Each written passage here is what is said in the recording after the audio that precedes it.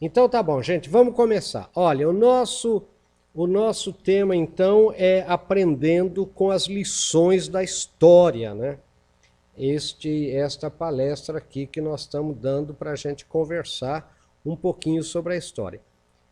Deixa eu mostrar para vocês, eu queria começar, né, aprendendo aí com as lições da história, eu queria começar com o Churchill que vocês estão vendo aí na tela, né? O Churchill diz uma coisa que é muito interessante, que é isto: quanto mais você olhar para trás, mais para frente você vai ver. Essa é a primeira lição, gente. A primeira lição é essa, quer dizer, até quando a gente faz aqueles, como é que a gente chama? Aqueles clínicas de gestão, e quando a gente trabalha com aquela estratégia do Oceano Azul, uma das coisas que a gente ensina as empresas a fazerem é olhar para trás, olhar para aquilo que elas já fizeram. Aquilo que elas fizeram, gente, e que deu certo no passado e que muitas vezes a empresa deixou de fazer e não sabe por quê. Então, o que o Churchill quer dizer, né, é quanto mais você olhar para trás, mais para frente você verá, ou seja, também o valor da história. Não é isso que eu queria chamar bem a atenção, quer dizer, o valor forte da história. Quer dizer, para a gente entender o futuro, a gente tem que olhar para trás. Então, esse é por isso que o nosso tema aqui é tão importante. Então, começamos aí com o Churchill, né? Que ele nasceu em 1874 e morreu em 1965, né? Aquele primeiro-ministro inglês. Daí vem um ditado que vocês estão vendo aí na tela, que ele fazia parte, né, essa é das proverbiais sentenças latinas. Ela está registrada naquele livro Leviatã. Leviatã do Thomas Hobbes, gente, vejam aí, século XVI, né? Fim do século XVI, começo do século XVII, né? 1679 já é século XVII. O Leviatã, o Thomas Hobbes no Leviatã é aquele que fala homo homini lupus, ou seja, o homem é o lobo do outro homem, né? E ele, nesse livro, Leviatã, ele põe essa frase, né? Primum vivere deinde filosofare, que é primeiro viver, gente, depois filosofar. Eu acho que todos nós, sem exceção, nós temos parentes, amigos, pessoas que a gente conhece, que são verdadeiros filósofos, né? Que são assim, vivem numa filosofia, né? Tem toda uma tem solução para todos os problemas da vida e que vivem às vezes numa draga desgraçada, né? Quer dizer, que não conseguem sair do canto. Não é? Então, o que ele está dizendo aqui é que a filosofia não é a coisa principal da vida, como estava escrito no barco grego. Olha, aquele viver não é preciso, navegar é preciso. Deixa eu mostrar aqui para vocês, né?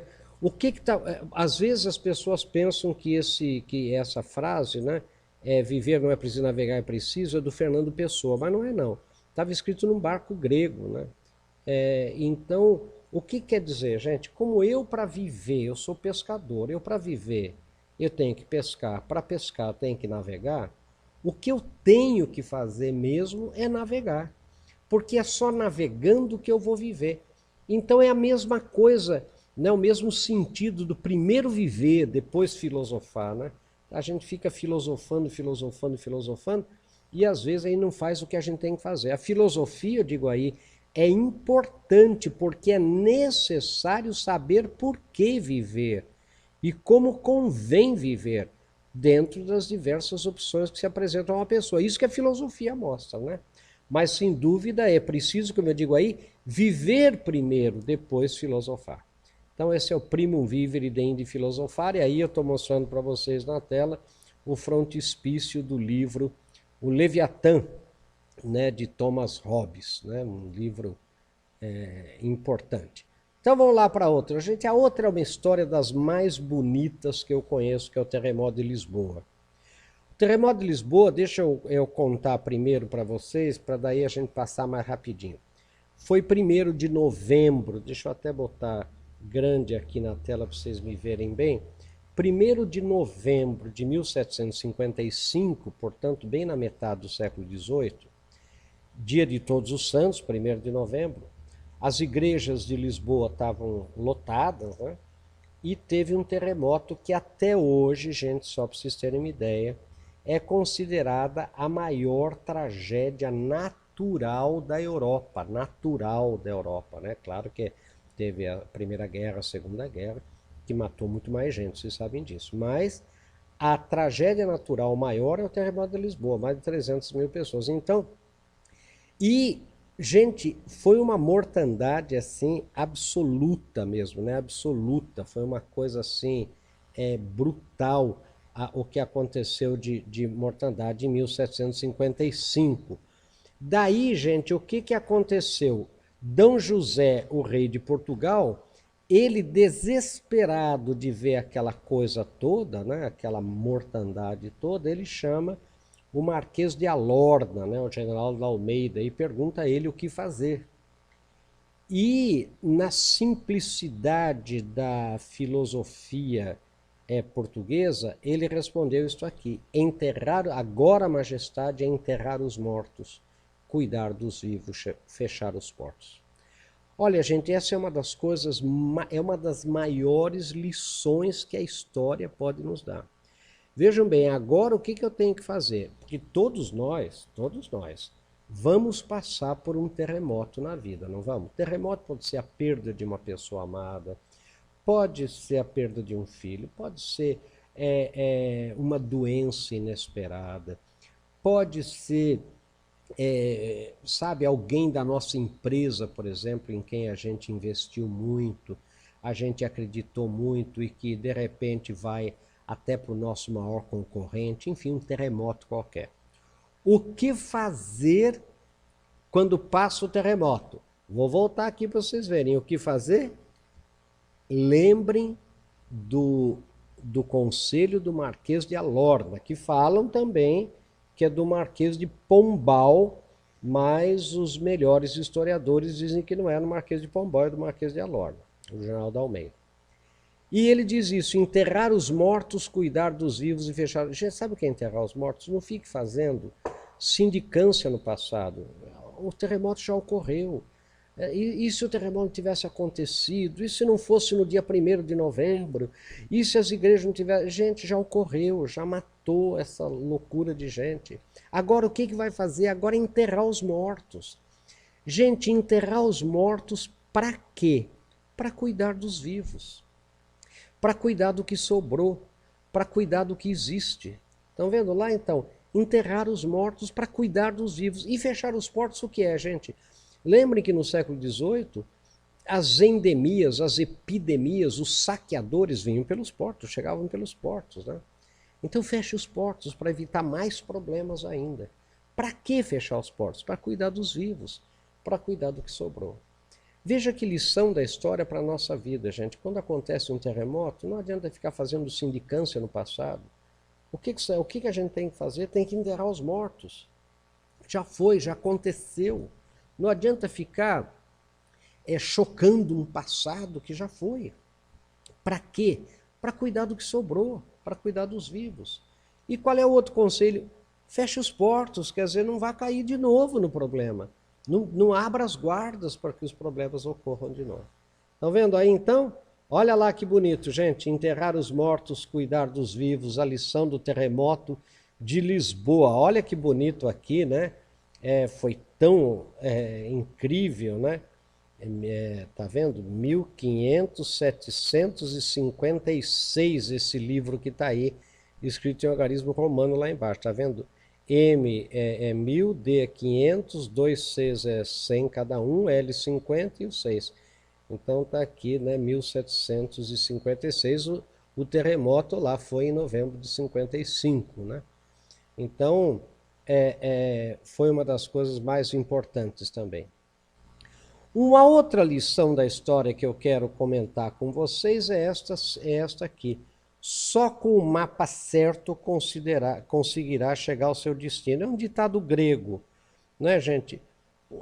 A pergunta que eu queria fazer para vocês, você que está me ouvindo aí, você não conhece gente? Né? Gente que trabalha, gente que se esforça como um louco, Gente que trabalha tanto, dá até inveja na gente, o tanto que trabalha e que não tem sucesso. Por que será que não tem sucesso? Então, gente, vem a história do mapa. Qual é a história do mapa grego? É o seguinte, gente, se eu convido você para vir aqui na nossa fazenda, aqui onde a gente tem o escritório da Antus em Sorocaba, e dou a você um mapa, olha qual é a história do mapa certo. E você vem no caminho e me liga dizendo, professor, não estou encontrando, e eu digo, se esforce, olha o mapa que eu dei para você. Ele fala, mas eu estou olhando, mas se esforce, você pare o carro, faça direito, se esforce cada vez mais. Gente, tem uma hora assim, você pode fazer o esforço que você quiser, você não vai achar, sabe por quê? Porque o mapa que eu dei a você não é de Sorocaba, é de Piracicaba, ou seja, você não vai achar.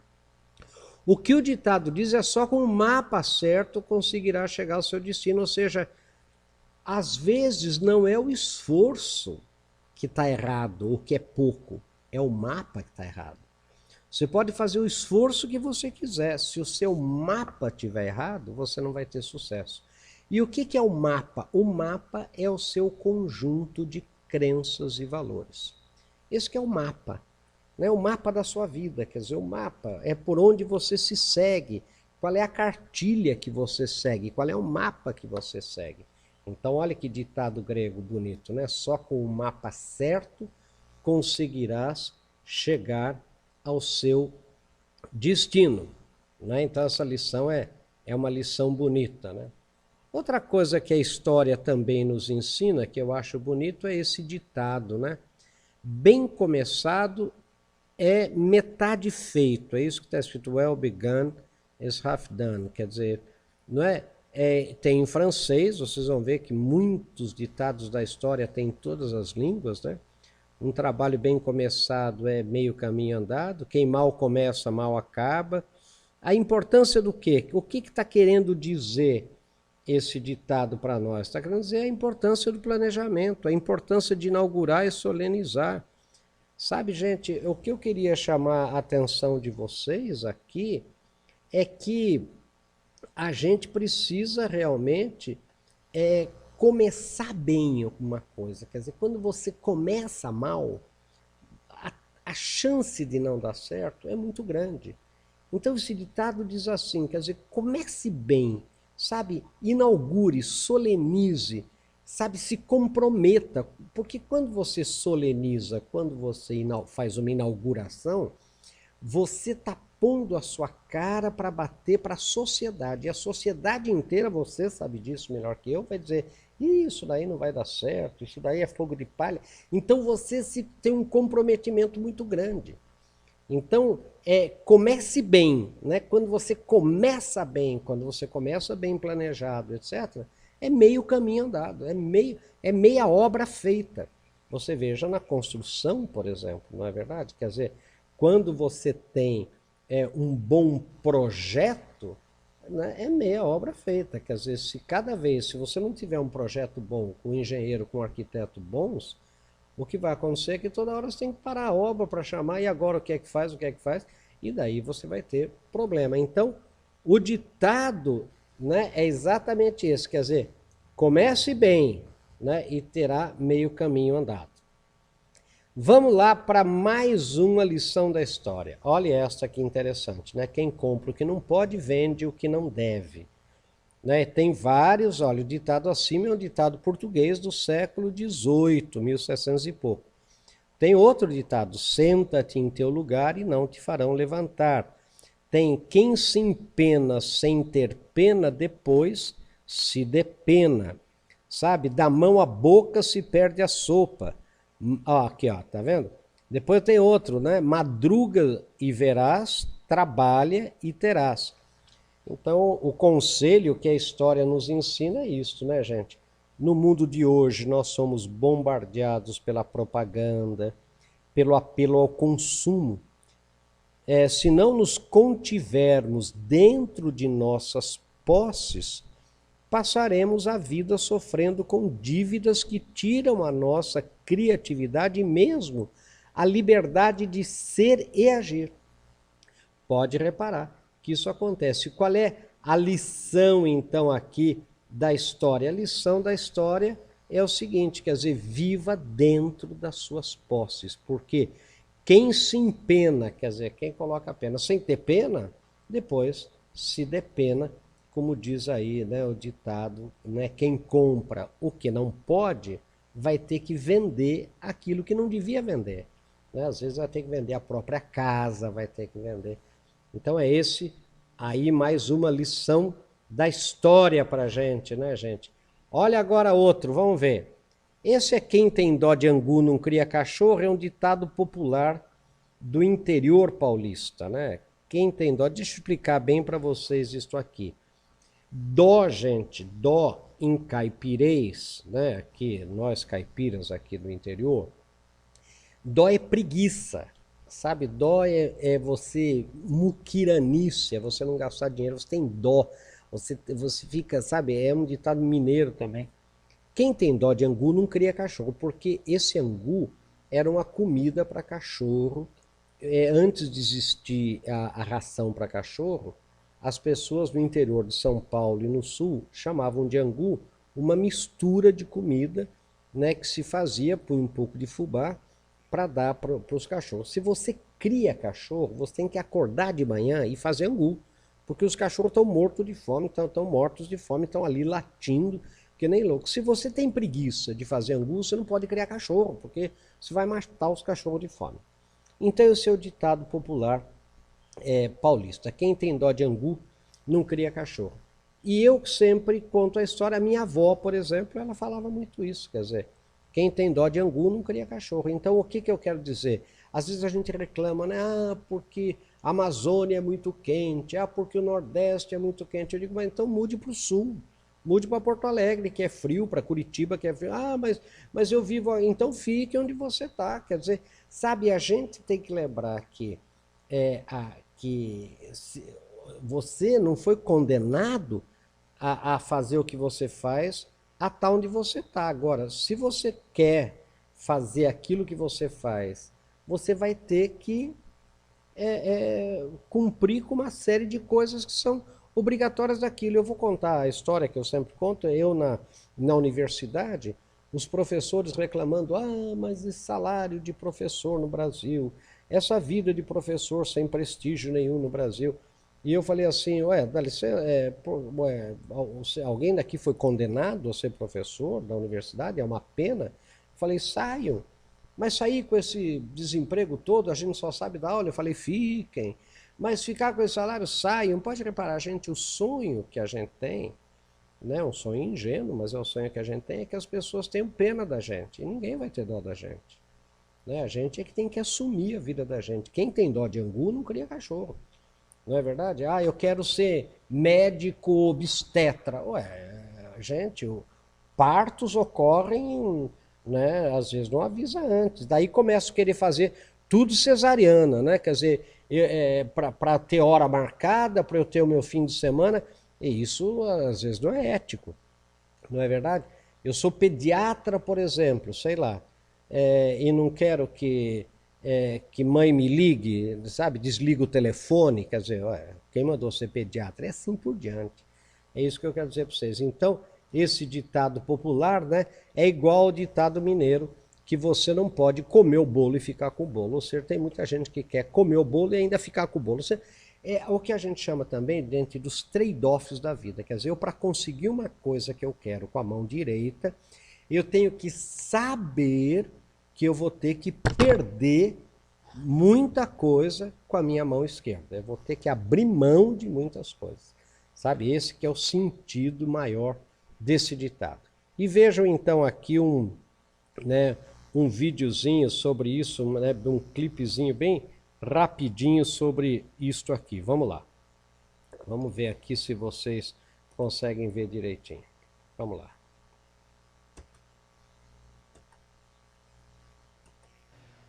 Você não pode comer o bolo e ficar com o bolo.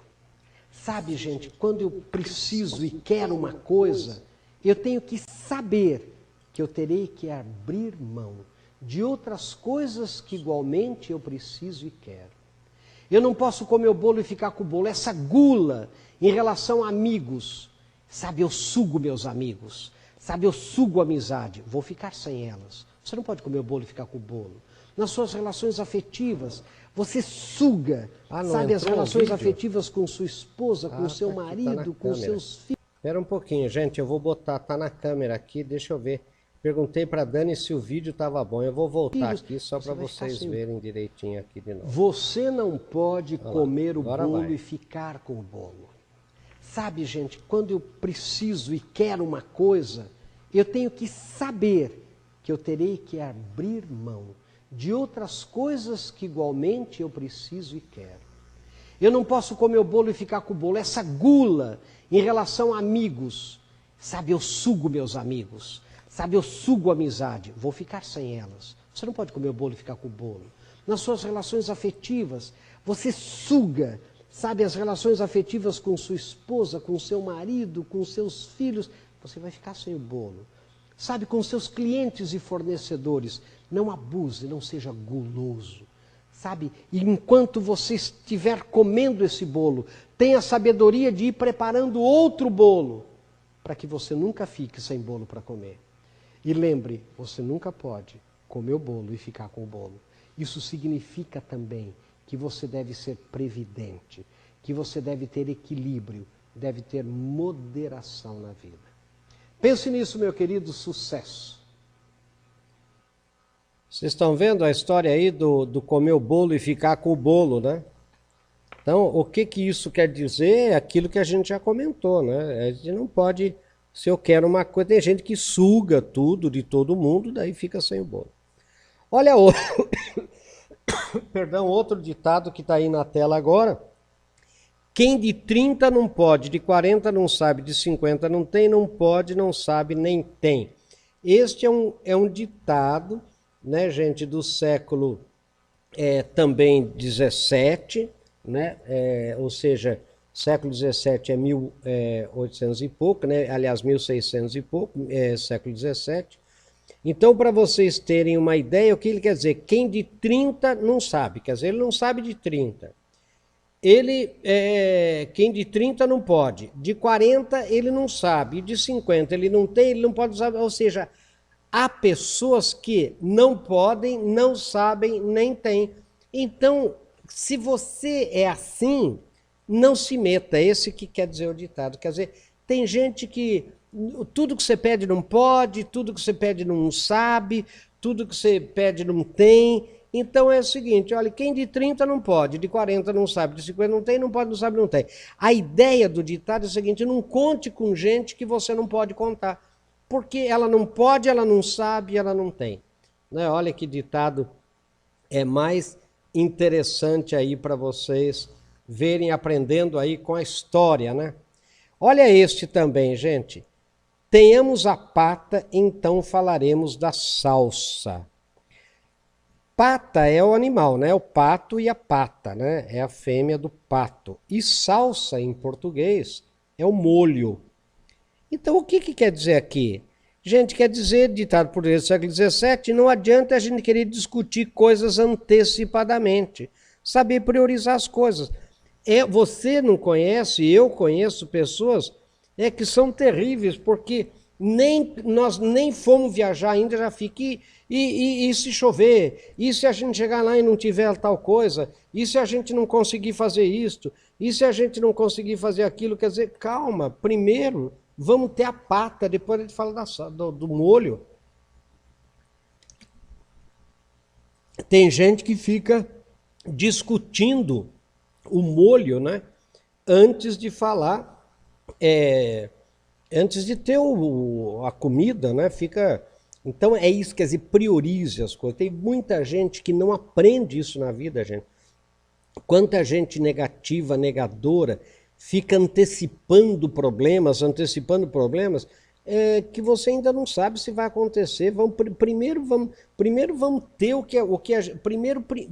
né, em primeiro lugar, as coisas prioritárias. Então é o ditado. A lição é saber priorizar as coisas, né? Vejam aí outro agora, gente, esse do Cave Necadas. Este eu quero contar para vocês com detalhes, porque cave necadas em latim cave é cuidado, cadas é cair. Então está escrito aí, cuidado, não caias. Né? Eu quero passar para vocês bem, porque isso é muito bonito, é uma das maiores lições da história que vocês podem ter. Olha aqui, ó. Vejam lá com calma. Após uma vitoriosa batalha, havia o triunfo em Roma. Triunfo era uma das maiores solenidades da antiga Roma e a maior recompensa dada aos generais vitoriosos. Vestido de púrpura com uma coroa de louros na cabeça, sentado no magnífico carro puxado por 4 cavalos brancos e precedido por senadores, rodeado por parentes e amigos, seguido por todo o seu exército e por um grande número de cidadãos, o general vitorioso, que era chamado Triunfador, era conduzido em pompa ao Capitólio Romano, que era lá onde ficava César. Adiante dele iam os despojos dos inimigos vencidos, quadros e objetos de arte das províncias que havia conquistado, e com correntes de ouro e prata iam à frente os reis e os chefes prisioneiros, e atrás deles as vítimas que deveriam morrer. Agora vejam que bonito aqui, gente, olha lá.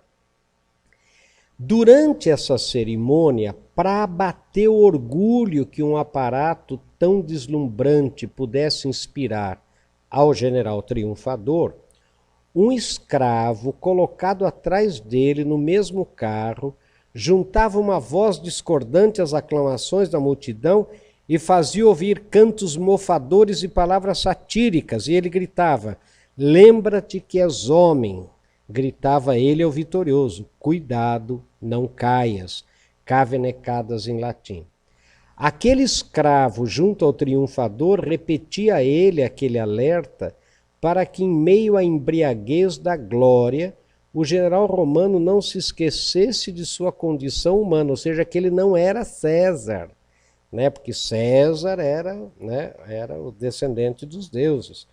Para que tanta pompa e circunstância não o fizessem pensar ser um deus ou alguém dotado de poderes divinos. O escravo repetia incessantemente o cave necadas para que o general romano se lembrasse de que muitas vezes a queda segue de perto o triunfo. Gente, é ou não é verdade, gente? Tem coisa mais bonita na história do que esse cave necadas? Quanta gente você conhece que chegou lá em cima e começou a se achar um César, né? Se achar Deus, achar todo-poderoso. E esquece, como diz aí, né, que a queda segue muito de perto o triunfo, né? Quanto mais alta a queda, né, maior a dor, né? Quanto mais alta a escada, mais ela balança, né? Aquela coisa toda. Quer dizer, olha que bonita a história, olha que sabedoria dos romanos. Vocês imaginem que Roma parava, se vocês forem para Roma tem a Via Triunfale. Essa Via Triunfale é aquela via que vai até o Capitólio. Ali era esse cortejo, né, o triunfo. E vocês imaginem que Roma inteira parava, né, ficava todo mundo ali, a Roma inteira, urrando, né, para o triunfador, mas o escravo atrás chamando a atenção dele. Olha, não caia, não caias do carro, gente, não caia do carro que ele estava com os cavalos, não. Não caia do seu pedestal, olha lá, não caia do seu pedestal. Lembre que você é um mortal. Lembre que você é homem. Olha, gente, que coisa mais linda esse cave necadas, não é verdade? Olha só. Agora, olha este que está na tela, gente. Olha que bonitinho o cachorro ali em cima, balançando o rabo dele. Sabe o que está escrito aí em italiano? Muove la coda il cane non per te ma per il pane. Sabe o que é isso, gente? Balança o rabo, o cachorro, não por você, mas pelo pão. Quer dizer, pelo pão que está na sua mão. Veja que tem até esse ditado em latim, adulator propiis commodis tantum studet, em latim. Abana, em Portugal, lá, abana-se o cão não por ti, mas pelo pão. Não é? Olha em inglês, tá vendo? Dogs wag their tail, e assim vai. Olha em francês, não é? Olha aqui em espanhol, quer dizer, gente, é história, é história. E aqui em italiano, como eu disse lá, move la coda il cane, não per te, mas per il pane. Gente, o que eu quero dizer? Cuidado com os aduladores. Cuide sempre da sua imagem profissional, mesmo quando esteja tendo maior sucesso. Gente, deixa eu falar uma coisa para vocês aqui. O que eu conheço de gente que era presidente de empresa, que estava lá em cima, tinha 1 milhão de amigos, entre aspas, né? 1 milhão de amigos, entre aspas, e que quando se aposentaram, essas pessoas se aposentaram, quando perderam o cargo, quando perderam aquela função, gente, os amigos sumiram. Cadê os amigos? E ele, aí tem um ditado bonito, gente, tem uma história bonita. Jogue todas as fichas da sua vida em coisas permanentes e não em coisas transitórias. Transitórias vem de transit, sabe o que é transit? Transit significa passam, coisas que passam. O que é permanente, gente? É família, é saúde, são os verdadeiros amigos, sabe, gente? Isso que é a religião, né? A sua fé, sua espiritualidade, isso é permanente, o resto tudo é transitório, gente. Né? Eu me lembro, eu sempre conto uma história, eu estava em Brasília e vim para São Paulo, e no mesmo avião estava comigo um ministro que tinha acabado de cair do ministério, não me lembro, era o ministro do Trabalho, e ele tinha saído do ministério, isso faz muitos anos. E ele era pequenininho, magrinho, um homem famoso. E quando chegou no aeroporto de Congonhas, eu ajudei ele a tirar umas malas pesadas que ele tinha, ele estava deixando, né? Por acaso estava no mesmo avião que eu. E ele me agradeceu, não me conhecia, falou, ô menino, se não fosse você, eu não sei como é que eu ia fazer para carregar essas malas. Ontem, tinham 20 pessoas aqui para carregar as minhas malas. Quer dizer, ontem ele era ministro. Hoje ele não era mais, não tinha ninguém, gente, para ajudar. E assim é a vida. Então, cuidado com os bajuladores.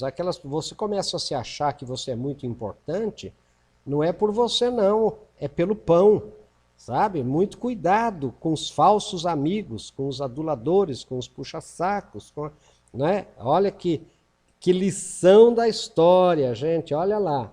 Vamos lá, agora outro.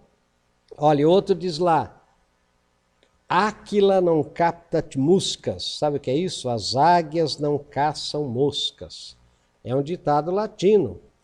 Não é? Qual é a... E tem, tá vendo? Estão vendo em todos os... Olha, as águias não caçam moscas em português, em inglês, aqui em francês, em espanhol, não é? Aqui também em espanhol, né? Aqui em italiano, aqui em espanhol, aqui em italiano é l'aquila non piglia mosche. E o perigo não é você pensar grande e não conseguir o que você deseja, o perigo é você pensar pequeno e conseguir. O que eu quero explicar desse águias não caçam moscas, que é o que a história nos ensina? Sabe que eu sou formado em história, né, gente? Fiz história e direito, né? A minha primeira faculdade foi história. Gente, só para vocês terem uma ideia, depois que eu fiz antropologia, só para vocês terem uma ideia, gente, a águia é a ave mais perfeita, por isso que o símbolo dos Estados Unidos, né, é a águia, né? Ela tem uma visão, eu estava lendo naquela revista Scientific American, que se o homem, o ser humano, tivesse uma visão, um olho igual da águia, não suportaria, porque ela lá das alturas, ela enxerga realmente uma mosca, mas ela não caça mosca. Ela tem a maior capacidade de voo rasante que pode existir. Ela, na verdade, ela tem uma garra impressionante. Enfim, ela tem uma alçada de voo que é incrível, mas não caça mosca. O que o ditado quer dizer? Toda essa maravilha da natureza, essa maravilha que Deus deu para a águia, não é para caçar mosca. Quem caça mosca é lagartixa, vamos dizer assim. E qual é o corolário disso, gente? Se o ser humano é é a mais perfeita criatura, não é? Se o ser humano é muito mais do que uma águia, não foi feito para caçar mosca, ou seja, não foi feito para pensar pequeno, para querer pouco. Daí vem o ditado aí no fundo que eu queria mostrar para vocês, olha, o perigo não é você pensar grande como uma águia e você não conseguir, você lutar, você viver como águia. O perigo daqui é você pensar pequeno e conseguir. É você ser uma águia e caçar mosca. Quer dizer, não tem sentido. Isso é que a gente tem que aprender com esta lição da história, gente. Águias não caçam moscas. Vamos lá, gente. Mais uma aqui, ó. Olha este aqui que bonitinho, gente. Qui ne peut galoper qu'il trotte. Isso é em francês. Quem não pode galopar, que pelo menos trote. Né? O que quer dizer isso? Quem não pode como quer, queira como pode. Muitas vezes, né, diz aqui, olha, quem não tem cavalo, que ande numa carroça. Quem não pode fazer o que quer, faça como pode. Olha lá, tá vendo? Olha aqui, ó, espanhol. Está vendo aqui em italiano, olha aqui em latim, bonorum hostis perfecta, sabe o que é isso? O melhor é muitas vezes o maior inimigo do bom.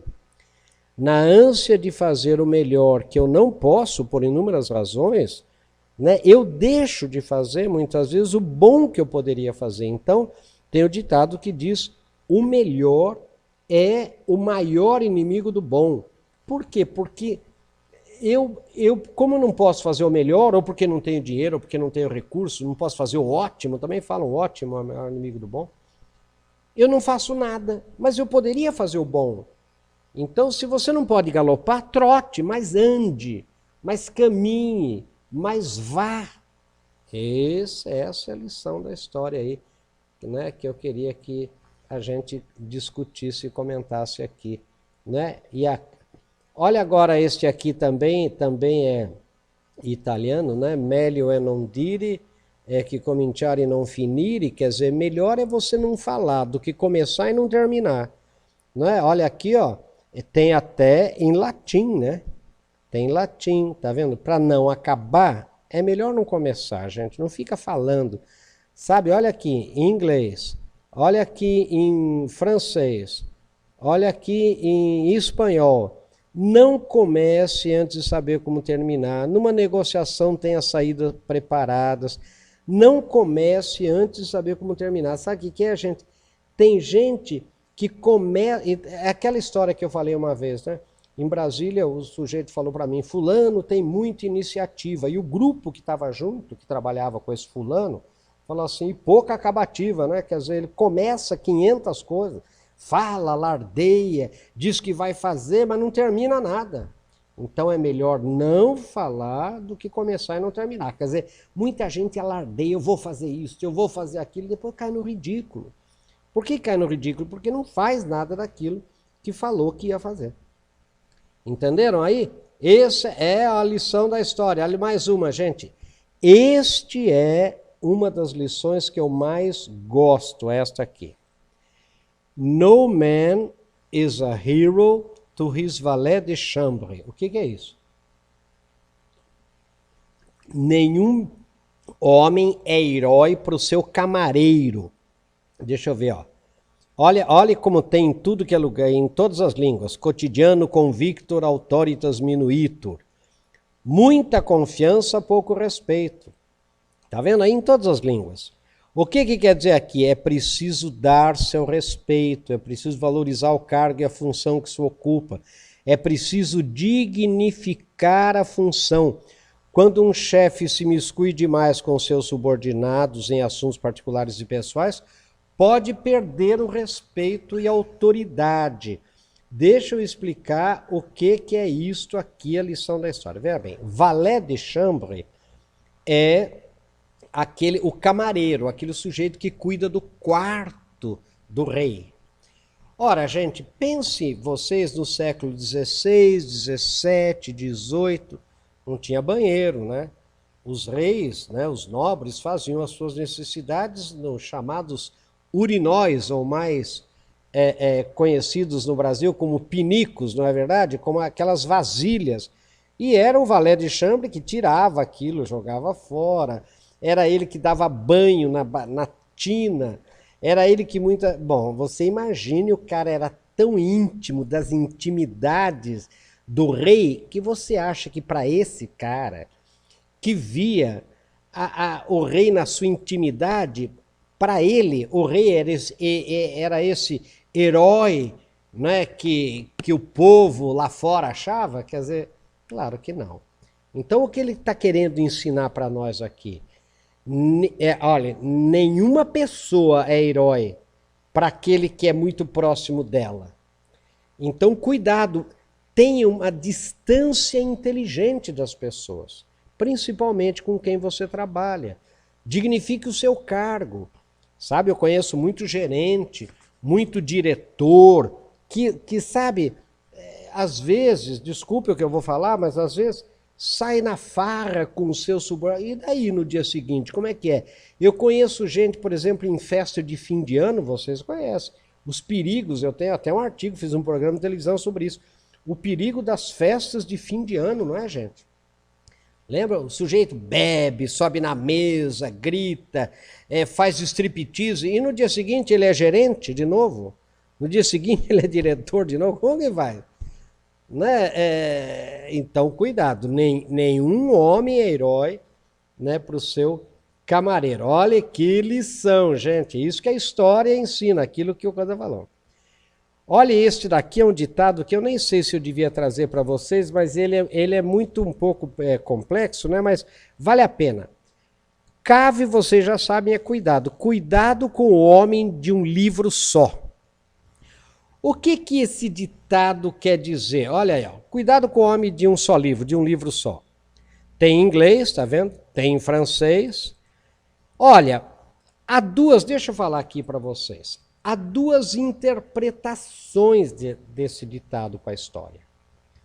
A primeira interpretação é que o homem de um livro só, ele reza só por aquela cartilha, ele só sabe aquilo, ele só fala aquilo, ele não é uma pessoa de mente aberta. Então cuidado com uma pessoa que só fala uma coisa, só pensa uma coisa, né, que não tem a flexibilidade. Bom, só que tem uma outra versão, que é esta que eu quero colocar aqui na tela para vocês. Olha aqui, ó. Olha qual é a outra versão. Um homem de um livro só, pelo menos esse ele leu. Ele pelo menos entende de uma coisa, diferente do homem de muitos livros, que sabe tudo pela rama, por cima, e entende um pouco de cada coisa, mas não profundamente de nada. É preciso que você tenha uma imagem clara, uma marca forte. Essa imagem que identifique você. Uma coisa na qual você seja incontestavelmente excelente. Então, espera um pouquinho, vamos voltar aqui. O que o ditado quer dizer são as duas coisas. Quer dizer, cuidado com o homem de um livro só, porque ele reza só pela mesma cartilha, ele é fechado, ele não tem flexibilidade, nada. Mas também tem uma outra versão. O homem que só tem um livro, esse ele leu, né, gente? Não adianta. Vocês estão vendo aqui atrás de mim, né? Nós temos milhares de livros aqui na Amplos, né? Eu pergunto para vocês, será que eu li todos? Quer dizer, você compra livro por metro, como a gente me dá 5 metros de livro, né, para fazer bonito na estante? Quer dizer, como que é? Então, olha aí, cuidado, porque às vezes o homem de um livro só, esse pelo menos ele leu, ou seja, ele sabe. Ou seja, olha aí o que está escrito, né? Não adianta ser mais ou menos em muitas coisas. Tá vendo? Outro lá, gente, olha, esse ditado português também, né? Nos avisa a ter cuidado com as falsas aparências de empresas e pessoas que parecem ser o que na verdade não são. Anda em capa de letrado, muito asno disfarçado. Asno, vocês sabem, é burro, né? Isso é um ditado, né? Se refere à alusão à capa dos universitários de Coimbra e outras universidades portuguesas. O que está dizendo? Às vezes o sujeito está lá, né, muito todo em capa de letrado, né, ele aparenta o que ele não é, né, ele não estuda, ele não lê, ele não se desenvolve, sabe? Quer dizer, ele para no tempo, sabe? Então precisa tomar cuidado. Tem muita gente que, na verdade, diz o que não é, aparenta o que não é. Essa que é a lição da história, para a gente entender. Agora, olhe isso também, né? Ele é muito competente em coisas sem importância.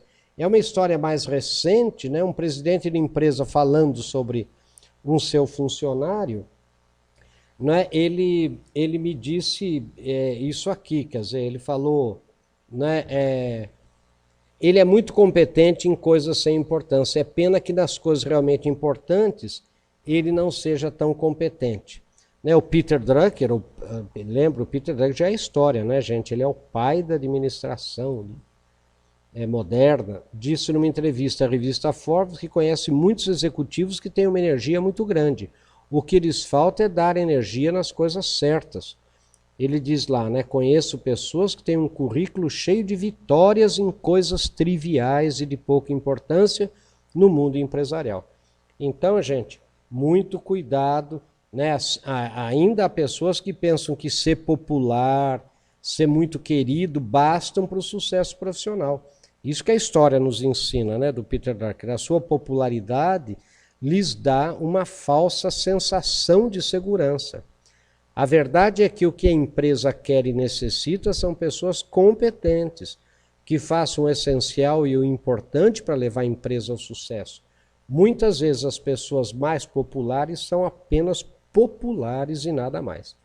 Então, olha que ditado aí bonito para a gente aprender com a história. Este é um outro, né? É um ditado europeu, provavelmente da região dos Balcãs, né? Que explica que as pessoas devem agir em direção ao que desejam e não ficar pensando só nas dificuldades que encontrarão pelo caminho. Esse ditado, deixa eu contar aqui para vocês, esse ditado, eu morava com uma família tcheca, na antiga Tchecoslováquia, né, com o pessoal da família da antiga Tchecoslováquia, e o velho falava isso, a única maneira de ir até a porta é indo. Quer dizer, não adianta você ficar aqui imaginando, e se eu for, e se tiver alguém na porta lá que não vai me deixar passar, e se acontecer? Gente, a única maneira de ir é indo. E ele explicou uma vez uma coisa interessante, por isso que eu pus aí. Se eu ficar aqui na porta, imaginando ir, e se eu não for, alguém irá. E ele ainda fez questão de me dizer, não necessariamente seu adversário, seu inimigo, alguém diferente de você. E quando você olhar para a porta e você vir alguém lá que não é você, você vai dizer, ô Fominha, sai daí, eu que ia. Eu tive a ideia primeiro. Eu estava quase indo, é tudo verdade. Você ia, você teve a ideia primeiro, só que alguém foi. O que ele quer dizer aqui nesse ditado, né, da região dos Balcãs é essa, quer dizer, a única maneira de ir até a porta é indo. Se você ficar aqui imaginando e pensando nisso, você não vai, e alguém irá. Depois você vai, obviamente, chorar, obviamente, reclamar. Quer dizer, a única, lembre disso. Né? Olha que lição bonita lá dos Balcãs. Olha aqui, gente, vamos lá para este ditado aqui, vamos lá. A única maneira de ir até a porta é indo. Se eu ficar aqui, imaginando ir, com ideia de ir, mas imaginando que alguém vai me dar um trançapé, alguém vai me impedir de chegar até lá. Quando eu chegar lá, a porta vai estar fechada. Sabe o que vai acontecer? Eu vou olhar naquela porta e vou ver alguém lá. Não necessariamente meu inimigo ou adversário. E eu vou dizer para esse alguém, ô Fominha, sai daí. Eu tive a ideia primeiro, eu estava quase indo.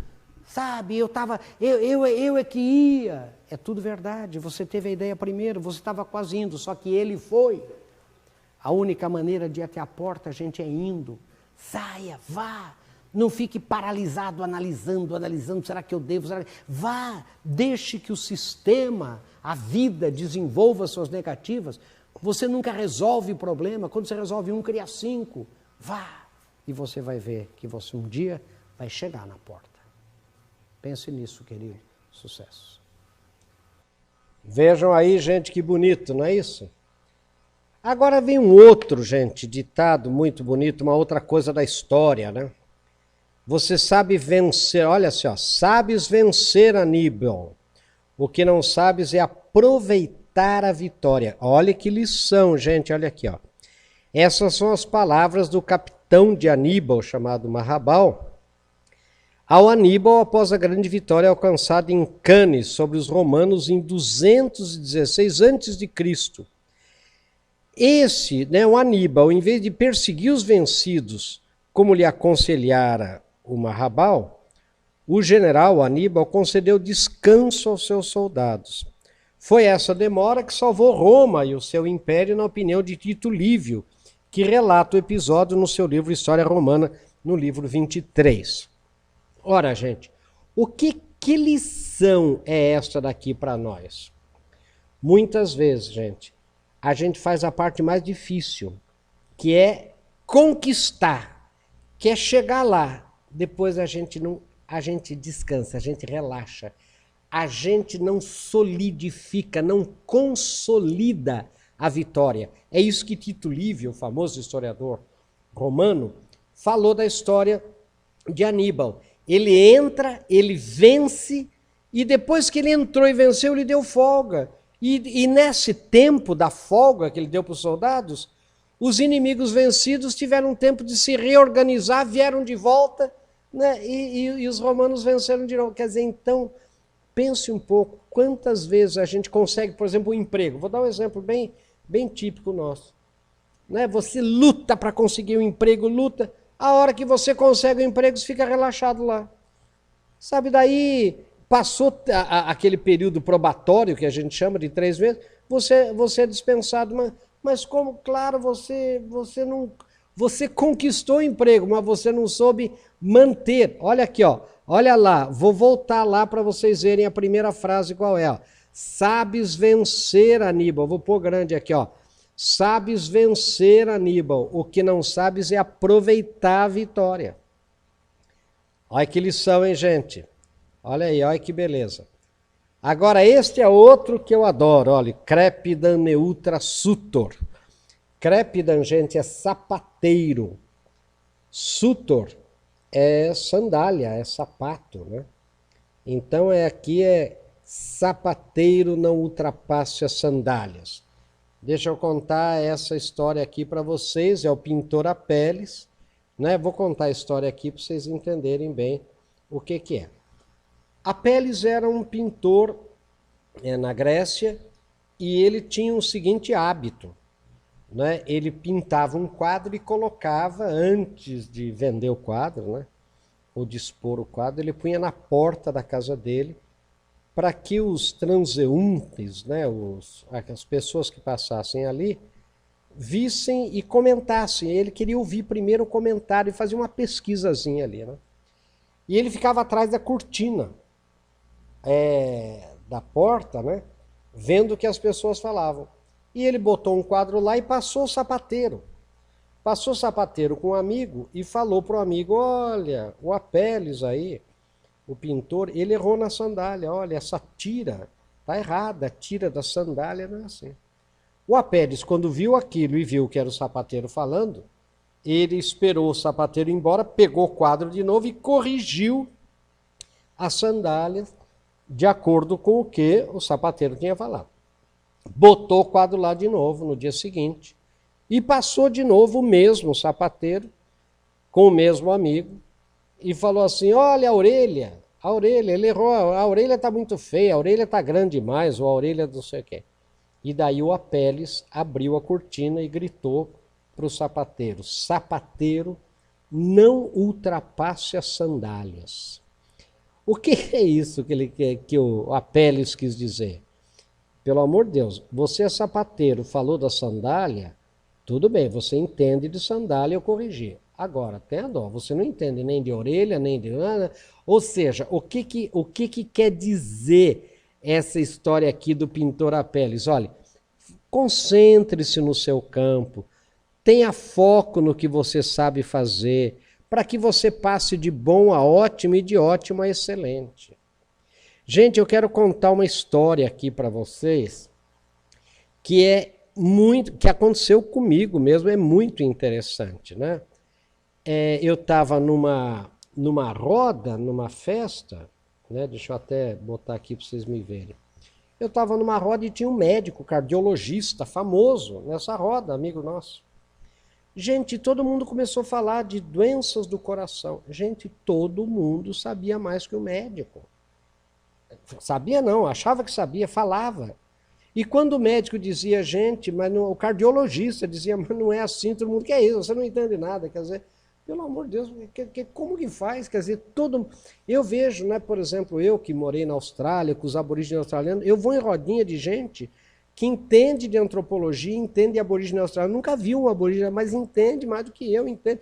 Sabe, então cuidado para não fazer esse papel ridículo de você dar opinião, de você se meter onde você não entende. Isso que quer dizer o ditado sapateiro. Cuide da sandália, não passe das sandálias, não fique, entendeu? Quer dizer, essa que é a ideia, né, da lição da história aí. Vamos lá, gente, vamos lá. Né, nós estamos quase aí terminando. A espada de Damocles também, vocês já devem ter ouvido falar, é muito bonito, vejam aí. Damocles era conselheiro da corte de Dionísio Velho, tirando de Siracusa. Ele era célebre ao longo da história pelo lendário episódio da espada de Damocles, que se tornou uma expressão que significa perigo iminente. E essa espada de Damocles, gente, ela foi relatada por Cícero no seu livro Tusculanae Disputationes e por outros clássicos. O acontecimento é mais ou menos assim. Era uma vez um rei chamado Dionísio, monarca de Siracusa, a cidade mais rica da Sicília. Ele vivia num palácio cheio de requintes e de coisas bonitas, atendido por uma criadagem sempre disposta a fazer-lhes a vontade, né? A fazer-lhes vontade. Naturalmente, por ser rico e poderoso, muitos siracusanos invejavam a sorte do soberano, e ele, que era dos melhores amigos de Dionísio, né, ele é o Damocles, né, e dizia-lhe frequentemente: que sorte a sua, né? Você tem tudo o que se pode desejar, só pode ser um homem mais feliz do mundo. O Dionísio foi ficando cansado de ouvir esse tipo de conversa. Então ele propôs a Damocles que ocupasse seu lugar por uma única noite, o que foi prontamente aceito. Então tinha lá, gente, uma cerimônia, uma reunião, em que ninguém conhecia direito, né, o Dionísio. Então ele aproveitou de trocar de lugar com o Damocles, né? E fez isso mesmo. Então no dia seguinte foi levado ao palácio e todos os criados reais lhe puseram, né, no Damocles, na cabeça as coroas de ouro. Ele sentou-se à mesa na sala de banquetes e foi-lhe servida uma lauta refeição. Nada lhe faltou ao seu bel prazer. Havia vinhos requintados, raros perfumes, lindas flores e música maravilhosa. Recostou-se em almofadas macias, sentiu-se o homem mais feliz do mundo. Ocupou assim o lugar do tirano, né, de Dionísio, recebendo todas as honras correspondentes ao cargo. No meio da sua euforia, aí que vem a história, gente, levantou os olhos e viu, assustado, que presa ao teto apenas por uma linha, e tem gente que na história fala é apenas por um fio de cabelo, né, por uma linha, uma enorme espada pendia sobre ele, assim, com a ponta na cabeça dele, né? Provavelmente o sorriso fugiu-lhe dos lábios e o rosto empalideceu, suas mãos estremeceram, ele se esqueceu da comida, do vinho, da música, a lâmina da espada brilhava apontando diretamente para os seus olhos, ele foi se levantando pronto para sair correndo, mas ele se deteve temendo, né, que um movimento brusco pudesse arrebentar aquele fiozinho fino e fizesse com que a espada lhe caísse em cima da cabeça. Ora, agora vejam só, gente. Dionísio então explicou a ele, a Damocles, que via aquela espada todos os dias, sempre pendente sobre sua cabeça, pois sempre haveria a possibilidade de alguém ou alguma coisa partir aquele fio. Não é? Por exemplo, um de seus conselheiros poderia ficar invejoso do seu poder e tentar lhe matar, envenenado, né, por exemplo. As pessoas poderiam espalhar mentiras a respeito do rei para jogar o povo contra ele. Um reino vizinho poderia tomar o seu trono, etc. E assim, muitas outras situações de risco poderiam acontecer. Para ser rei, olha agora que é a lição, precisava-se estar disposto a aceitar esses riscos, levar uma vida cheia de ameaças e que se ele queria exercer tal função, ou seja, ser rei, mesmo que por uma só noite, tinha de suportar a presença inquietante da espada durante todo o banquete. Ora, gente, até o fim de seus dias o conselheiro da corte, né, o Damocles, não voltou a querer trocar de lugar com Dionísio, né, com o rei, nem por um instante sequer. Ora, gente, o que eu quero dizer para vocês aqui da espada de Damocles, né? Não é assim. Não tem aquele ditado, todo mundo vê as pingas que eu tomo, ninguém vê os tombos que eu levo. Às vezes a gente inveja, né? Um grande empresário, né? O sujeito lá que tem, sei lá, um monte de coisa. Agora, ninguém sabe o que ele passa, né? Ninguém sabe os riscos que ele corre. Né? A gente, por exemplo, né, que às vezes, né, não estou querendo falar mal, né, de funcionário, nada, mas a gente tem férias, chega nas férias da gente, é um direito da gente, né? Chega na hora de ir embora, a gente vai embora, né? Muitas vezes assim. Né? E como que faz o empreendedor? Né? Muita gente fala para mim, professor, eu quero largar tudo, abrir uma empresa própria. Eu digo, olha, você se prepare para 10 anos sem férias. Né? 10 anos para frente sem férias, 10 anos sem ter horário, 10 anos. Como é que você topa? Essa espada de Damocles, né? Uma história aí bonita, né? Que para a gente realmente ver aí a espada. Um outro ditado bonito é il faut battre le fer pendant qu'il est chaud, ou seja, você tem que balhar o ferro, gente, enquanto ele está quente. Você tem que fazer as coisas, você tem que tomar atitudes no momento da percepção. Diz assim, o momento da percepção é o momento da ação. Você não pode ficar esperando muito, até para chamar a atenção de uma pessoa, como você viu o erro na hora. Quer dizer, se você esperar o ferro esfriar, você não vai moldar o ferro, você vai trincar o ferro, você vai quebrar o ferro. Né? Esse que é o ditado, né? Então, e também tem um aqui, né? Deixa eu falar para vocês este aqui, nós estamos já passando da hora aqui, não queria amolar muito vocês, mas essa peça de Molière é ótima também. Jorge Dandan, O Marido Traído de Molière, né? Essa peça é a seguinte, gente, deixa eu contar para vocês bem rapidinho, porque ela é mais complicadinha um pouquinho. O Jorge Dandan, deixa eu explicar aqui para vocês. Ele era um nobre, aliás, ele era um comerciante rico, isso na Idade Média.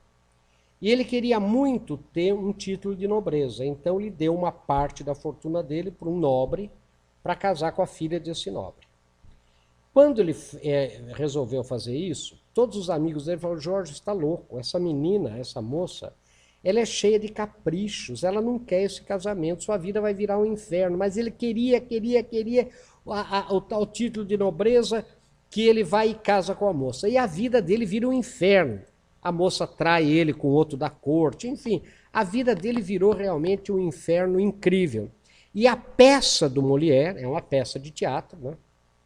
Na versão que eu assisti em Londres é o seguinte, e a vida dele é um inferno e ele reclama, o tempo inteiro ele reclama da vida. Quando ele reclama, cai um espelho assim na frente dele. E o espelho fala para ele, olha gente, se o espelho está falando para ele, é ele mesmo, né? A consciência dele. Dizia o seguinte, olha, tu la volis, Georges Dandan. O tu la volis, Georges Dandan, deixa eu botar aqui para vocês verem, o tu la volis, Georges, tu la volis em francês é você sabia, Jorge. Você quis isso. Você quis, você sabia.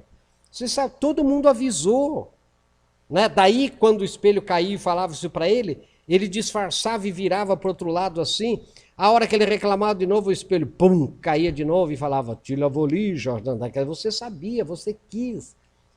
Gente, vamos dizer o que é verdade. Aqui entre nós, é ou não é verdade que muitas vezes a gente entra em cada fria, depois reclama, mas a gente foi avisado. A gente sabia da fria que ia entrar. E a gente entrou porque quis entrar, não foi? Então eu me lembro de um empresário, grande empresário amigo nosso, né, que ele usa esse ditado, né, da história, né, de Molière. O nome da peça é Jorge Dandan, O Marido Traído, né?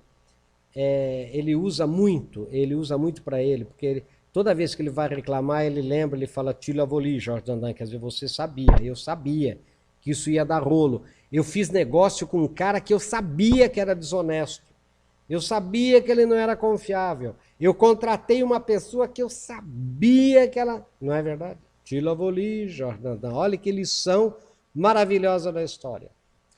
Esse daqui, gente, a outra coisa que eu quero mostrar aqui para vocês é do Prêmio Nobel de Economia, aliás, de Medicina de 1912, chamado Dr. Alexis Carrel, né, que escreveu esse livro, L'Homme c'est inconnu, o homem, esse desconhecido, onde ele fala uma frase maravilhosa que é esta aqui, né? Ninguém ultrapassa impunemente os limites da natureza. O que é isso, gente? Quer dizer, toda vez que você vai além dos seus limites, além dos limites da natureza, você paga um preço incrível. Toda vez que você se estressa demais, toda vez que você ultrapassa limites, seja os limites que forem, você vai pagar um preço muito alto por isso, né? Esse ditado é famosíssimo, né, gente? Ninguém ultrapassa impunemente os limites da natureza.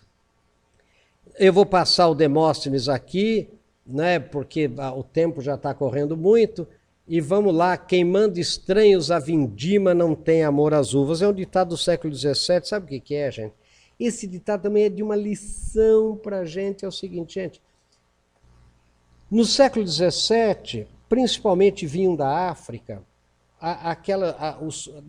das áreas colonizadas pelos portugueses, algumas pessoas, e tinham os vinhedos na Europa, e esses colonizados nunca tinham visto uma vinha, né? E mandava ele colher uva, né?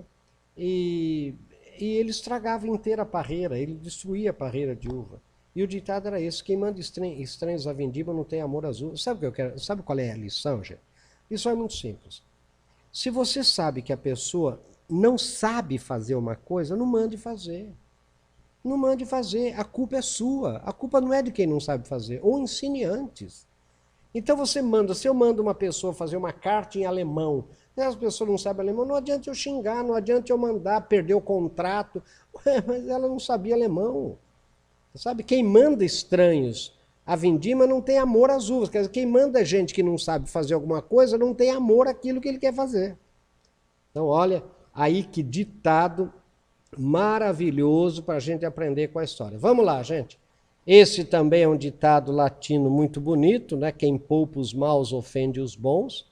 Bonis nocet qui malis parcet, em latim. Vejam aí que tem em inglês, vejam que tem em francês, vejam que tem em espanhol, vejam que tem em italiano, né? Quando somos complacentes com a incompetência, com a desídia, com a falta de comprometimento dos que trabalham conosco, nós estamos, na verdade, ofendendo os dedicados, os competentes, os comprometidos. Não é? Olha só, gente, como nada, né? Como dizia o Churchill lá, né? Nada na história se inventa, não é verdade? E aqui, uma das últimas é queimar as naus. Deixa eu contar o que é isto aqui, né? Agatocles, né, o tirano de Siracusa, ao entrar e invadir Cartago, ele manda queimar as próprias naus, os próprios navios dele. E os soldados ficaram desesperados. Olha, alguém queimou os navios nossos, né? Quando ele foi invadir, né? Ele falou, fui eu que mandei. Falam que Cortés fez isso na América, falam que os vikings faziam isso. Mas por que ele mandou queimar os navios? Para que os soldados não tivessem como voltar. Era vencer ou vencer. Eles só podiam ir guerrear para frente. Muito aluno me pergunta, né? Mas como que eles voltaram, então? Eles só podiam voltar com as naus conquistadas do inimigo, porque as deles não tinham mais. Entendeu? Quer dizer, é vencer ou vencer. É aquela coisa do não ficar parado no passado, queime as naus, não olhar para o retrovisor, lutar e vencer, vencer ou vencer. Quantas vezes, gente, a gente não queima as naus? Eu mudo para uma outra cidade por uma questão qualquer de trabalho e fico pensando na antiga. Não é? Eu perco o emprego e não abandono, não queimo as naus. Né? Tem muito a ver com a história lá do terremoto de Lisboa, não é isso? Que a gente vê lá. Esse é outro, né? Os exércitos de Ciro planejavam invadir Priene, né? Priene, que é na Grécia, que hoje pertence até a Macedônia, e todos os cidadãos de Priene começaram a juntar seus bens para fugir da cidade, menos o Bias, um dos 7 sábios da Grécia. E quando perguntaram para ele por que ele não estava juntando tudo, se ele não ia pegar nada, né? Ele respondeu, omnia me comporto, ou seja, tudo que eu tenho de valor carrego comigo. Isso, qual é a lição da história, gente? A lição é a seguinte, quer dizer, o que é de valor? Valor é aquilo que não é material, valor é o conhecimento, sabe? Valor é a sua sabedoria, valor é, sabe, o que nenhum plano econômico pode roubar de você, ninguém pode tirar de você, o seu conhecimento. Ele, como era um dos 7 sábios da Grécia, né, ele dizia, omnia me comporto, tudo que eu tenho de valor, eu carrego comigo, eu não preciso de nada, eu não preciso, sabe? Olha que lição, hein, gente? Olha que lição da história mesmo. E para pensar, né, eu quero mostrar aí para vocês, né, que é esse ditado, também português, do século XVIII, 1700 e pouco, que está num livro Ditados, Provérbios, Rifãos e Anexins, da língua portuguesa, de 1700 e pouco, que diz assim, ave por ave o carneiro, se voasse. Sabe, gente, é o seguinte, quer dizer, quando você tem várias opções a fazer, e todas elas são boas, ou seja, é o que a gente chama de dissonância cognitiva, não adianta, escolha uma delas. Não é? Porque ave por ave, ou seja, duas coisas iguais, podia até ser o carneiro, né, se ele voasse. Então, olha que ditado mais louco. Né? Eu já perguntei até para o pessoal da Academia Lusitana de Letras em Portugal a explicação desse ditado e ninguém foi capaz realmente de me explicar direitinho. E eu queria, esta daqui é uma das últimas que eu quero mostrar para vocês, que é a lição de Anteu. Né? Anteu era filho, deixa eu passar rapidinho aqui para vocês verem. Anteu era filho de Poseidon ou Posidon, né? Que era Netuno na Grécia. Né? Anteu é da mitologia grega ou da mitologia berbere. E ele era filho de Poseidon com Gaia. Gaia era a deusa da terra. E ele era um guerreiro impressionante. Ele queria até destruir todos os seus inimigos para ele construir com os ossos dos inimigos um templo, né, para Poseidon, né, ou Posidon, né, o Netuno, que era o pai dele. Mas Hércules descobriu uma coisa, como ele era filho da mãe terra, ele só tinha força, lembra de Sansão com o cabelo? Esse Anteu, ele só tinha força se ele tivesse em contato com a terra. E nas lutas, jogavam ele no chão. Quando jogavam no chão, mais contato com a terra, mais forte ele fazia, ele era invencível. Até que Hércules descobriu essa fraqueza dele. E na luta com Anteu, ele suspendeu, como está aí na figura, estão vendo? Ele suspendeu o Anteu do chão. O Anteu perdeu o contato com o chão e foi enfraquecendo até morrer. Ora, qual é a lição da história aí, gente? Prestem atenção ao que eu quero falar aqui. Olha, vamos ver eu aqui de perto. A palavra humildade vem de humus. Humus é terra. Muita gente é fracassado, quer dizer, muita gente perde a guerra quando sai da terra, quando sai do chão, quando perde a humildade, perde o humus. Quanta gente vocês conhecem, gente, que saíram do chão, que perderam a terra, que perderam o humus, e daí foram vencidos, sabe, pelos Hércules da vida, quer dizer, então muito cuidado para nunca perder a humildade, nunca perder o seu contato com o chão, nunca perder o seu contato com a terra. Essa é a lição, né, gente? A lição de Anteu, né, que é uma das lições mais bonitas que podem ter. E a gente, para terminar, eu queria voltar para falar para vocês de novo do nosso querido Winston Churchill.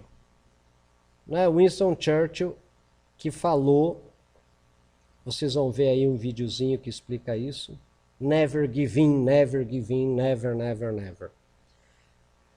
Veja bem, gente, ele não falou never give up.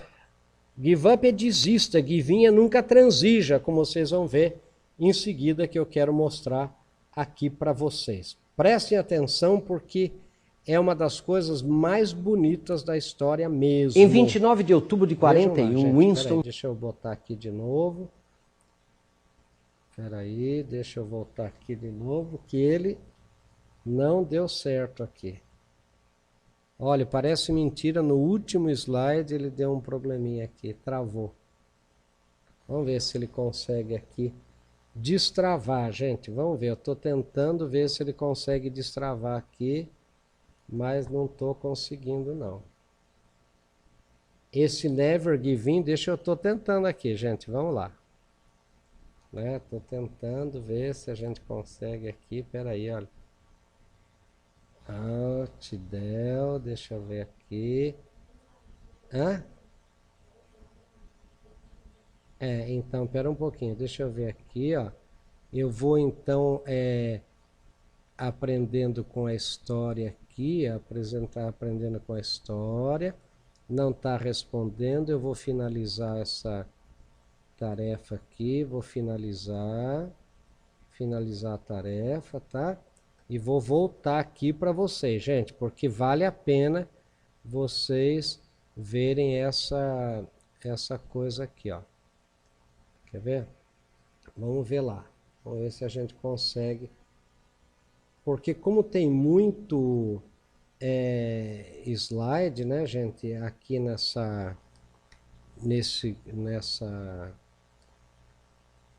nosso coisa aqui, ele às vezes ele dá problema mesmo, né? Vamos ver aqui se a gente consegue. Vamos ver. Never Give In. Vamos lá. Vamos ver. Em 29 de outubro de 41, Winston Churchill foi visitar a Harrow School, a escola onde ele havia estudado, e disse para os estudantes: Never, never, never, never give in. Espera um pouquinho aqui que eu Em 29 de outubro de 41, em 29 de outubro de 41, Winston Churchill foi visitar a Harrow School, a escola onde ele havia estudado, e disse para os estudantes: Never, never, never, never give in. O que ele quis dizer? Ele não disse never give up. Give up significa desista, give in é nunca transija. Sabe, nunca ceda frente aos poderosos, nunca ceda em relação a princípios e valores éticos e morais. Cuidado com esse relativismo ético e moral que nós estamos tendo no mundo de hoje. Sabe, cuidado com essa moral de situação. Sabe, mas não é, agora pode, todo mundo faz, eu também posso fazer, por que não? Eu não sou bobo. Cuidado, nunca transija, é isso que Churchill diz. Sabe, nunca transija em relação a princípios elevados, a valores elevados na sua empresa, na sua vida pessoal, na sua vida familiar. Nunca, nunca give in, nunca ceda frente às pessoas que querem levar você por um caminho tortuoso, porque você vai perder a guerra.